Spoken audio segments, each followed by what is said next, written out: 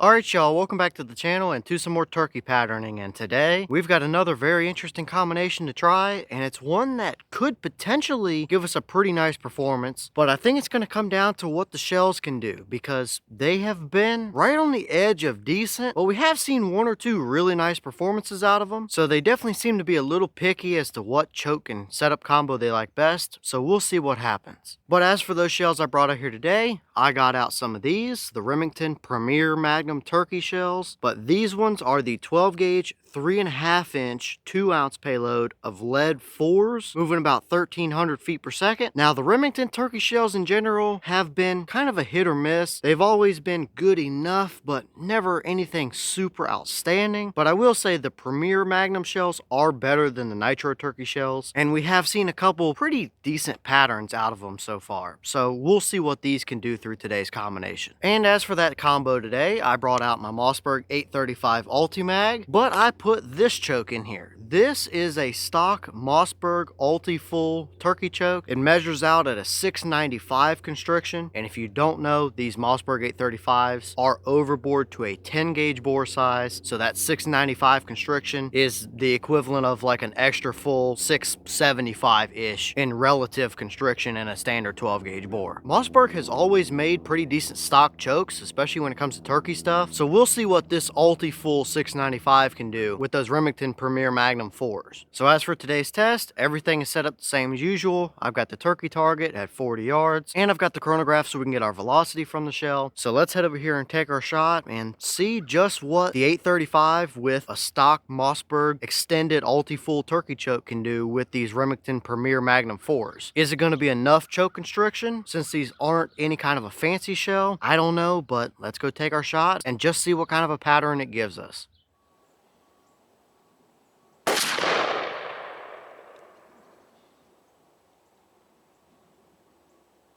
Alright, so the chronograph unfortunately read 927 on that one. That is most definitely not correct. It's absolutely an error, unfortunately. But from what I can remember, we're typically right around that 1300 mark that the box claims out of these shells. So I guess let's head down to our 40-yard target and see what kind of a pattern we actually got.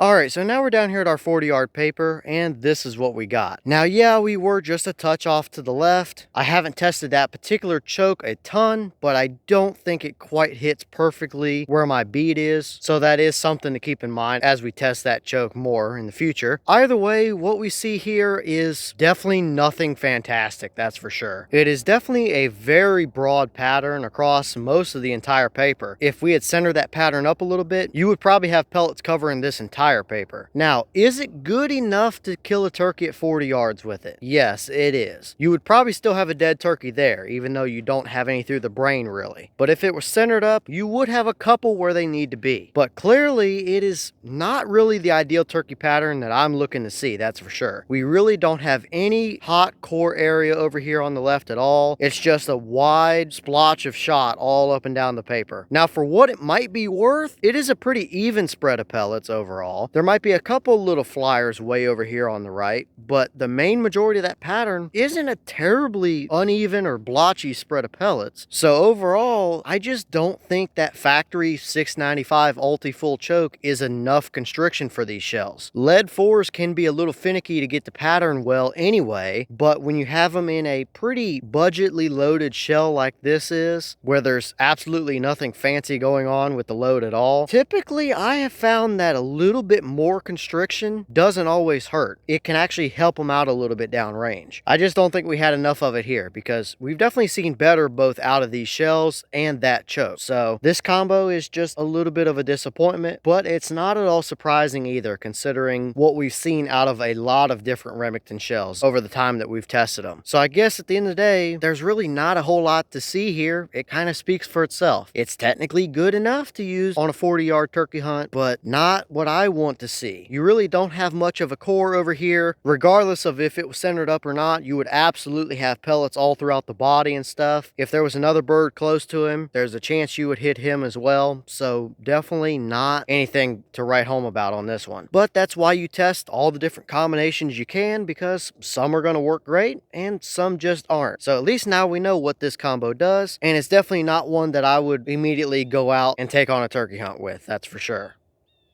Alright y'all, well, I couldn't find the wad for whatever reason. I guess it flew off into the great swamp behind me somewhere, but it's definitely nothing fancy and we're not missing anything here, that's for sure. But what did you guys think about that pattern right there? Once again, it's pretty typical Remington shell type of territory. It's good enough, but absolutely nothing great. Now that's not completely surprising considering this is a stock, relatively open 695 choke when it comes to the 835 anyway. We've seen better both out of these shells and that choke before, but it's a Remington shell at the end of the day, and they can tend to need all the help that they really can get. So not overly surprising here, just not really a pattern or combo that I would immediately want to use for turkeys. Good enough, but definitely far from ideal at the same time. But I guess leave your thoughts down in the comments. Is it about what you expected out of it? Were you surprised one way or the other? Have you tested any of the Remington Premier Magnum shells? And if so, what kind of results have you seen out of them? And what other choke or shell combos do you want to see us test with either those Remington Premier Magnums or that stock 695 Ulti-Full choke? Let me know all that down below. At the end of the day, it kind of speaks for itself here, really. It's a relatively even pattern for what it's worth, but it's just not condensed down tight enough for what I'm looking for. So with that being said, I've got some more testing to get done for you guys. As always, we have the channel Instagram as well as the mailbox where you can send stuff if you'd like. All that information will be in the description if you're interested in it, but I'm gonna get back to it, so I'll see y'all in the next one.